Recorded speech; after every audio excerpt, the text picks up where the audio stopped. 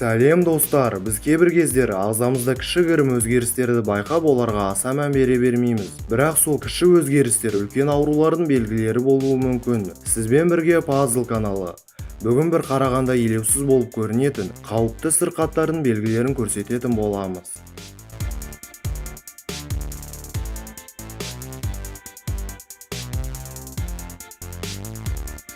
Адам ағзасының қалыпты жағдайын денсаулық деп атаймыз. Денсаулық ағзаның сыртқы және ішкі әсерлерінен бұзылуы мүмкін. Бірақ кез келген ауру кезінде ағза адамға қазір организм қауіпті жағдайда деп түрлі белгілерді жібереді. Көбінесе ондай белгілер дер кезінде білініп, науқас адам керекті емін алып денсаулығын түзеп алады. Десе де кейбір аурулардың белгілері соншалықты елеусіз болып көрініп, денсаулығымыздың сыр бергенін ойламай да қаламыз.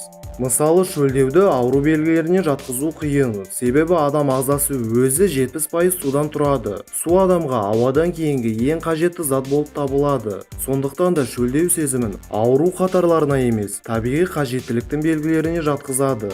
Бірақ шөлдеудің де өзінің нормасы болады. Егер адам жиі шөлдейтін болса, немесе аузы кеуіп, сілекей бөлінуі нашарлап, және суды басқа күндерге қарағанда көбірек ішетін болса, онда ол бірнеше аурудың белгісі болуы мүмкін. Ең алдымен жиі шөлдеуді ағза интоксикациясы мен улануға жатқызса болады.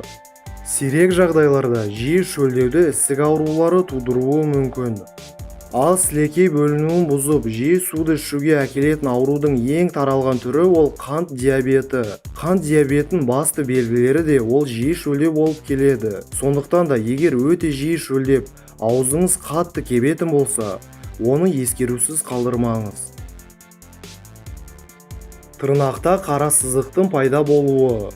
Жалпы тырнақ көптеген аурулардың белгілерін өзінде көрсете алады. Ондай белгілердің түр-түрі болады. Солай егер тырнақта кенеттен қара сызық пайда болса, ол тері рагын білдіреді. Егер өзіңізде осындай қара сызықты байқасаңыз, үрейге батуға асықпаңыз. Себебі бұл қара сызық ракты тек европеоидтық нәсілдерде білдіреді. Ал басқа нәсілдерде бұл меланихея атты сызық норма болып саналады. Өз жоспарларын блокнотқа жазу жақсы әдет болып саналады. Бірақ жоспарларды қағаздың бетіне салмас бұрын, сіз барлық жұмыстарды жақсы есте сақтап, кенеттен ұмытшақ болып, барлық істерін ұмыт қалмас үшін блокноттың көмегіне келетін болсаңыз, онда ол қысқа мерзімді есте сақтау жүйесінің бұзылуын білдіреді. Бұл Альцгеймер ауруының белгісі болуы мүмкін. Ондайды байқасаңыз, басқа да Альцгеймер ауруының белгілеріне мән беріп, тексеріс өткізіңіз. Егер тексеріс барысында барлық Альцгеймер ауруымен сәйкес келетін болса, дәрігерге көрінуіңізге тура келеді. Егер адамда аяқ астына жазу өзгеріп кетсе, онда ол Паркинсон ауруының белгісі. Жазу ұғынықсыз, қисық, өте кішкентай, тіпті кейбір кездері мүлде көрінбейтін болып жазылатын болса, онда дәрігерлік тексерістен өтіп шықса артық болмайды. Тағы да айтып қояйын, егер жазу кенеттен өзгеріп бұзылатын болса ғана, оны ауру белгісіне жатқызса болады. Ал егер жазуыңыз өмір бойы осындай болса, онда жай ғана жазу жолын өзгертуге тура келеді. Көздің алдында жарықтың пайда болуын ескерусіз қалдыруға болмайды. Өйткені ол көздің ішкі тор қабығын бұзылуын білдіреді. Әсіресе жарық жұрқ етіп, немесе найзағай сияқты көрініп, онымен бірге бас ауру қатар жүретін болса, көп ұзамай көз дәрігеріне көріну дұрыс болады. Көз ауруларына келетін болсақ, әр адам фотоға түскен кезде көздің қарашығы қызыл болып түсуін байқаған шығар.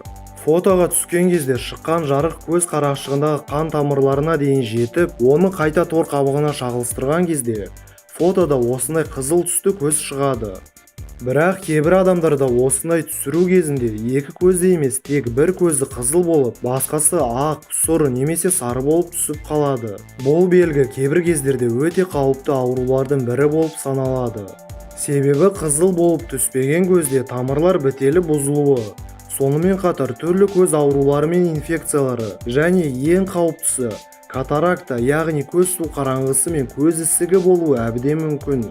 Солай мына баланың анасы осы ерекше құбылысты байқап дәрігерге айтып, тексеріс өткеннен кейін баланың көзінде катаракта байқалды.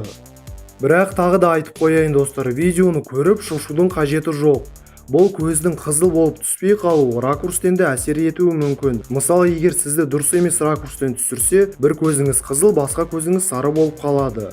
Және бүгінгі видеодағы басқа белгілер де бір рет емес, жиі қайталанатын болса ғана айтылған аурулар болуы мүмкін. Сондықтан да қатты шошудың қажеті жоқ, жай ғана тексеріс өткізіңіз. Ондай аурулардың және белгілердің көптеген түрлері болады. Оларды оқып, тексеріп, осылай арасында денсаулықпен байланысты видеоларды істеп отырамыз. Ал егер бүгінгі видео сізге ұнаса, міндетті түрде лайк басып, Puzzle каналына жазылып, өз достарын шақырып, мына жердегі қоңыраушаны басуға ұмытпаңыз. Сонда біздің жаңа шығып жатқан видеоларды ешқашан өткізіп алмайсыз.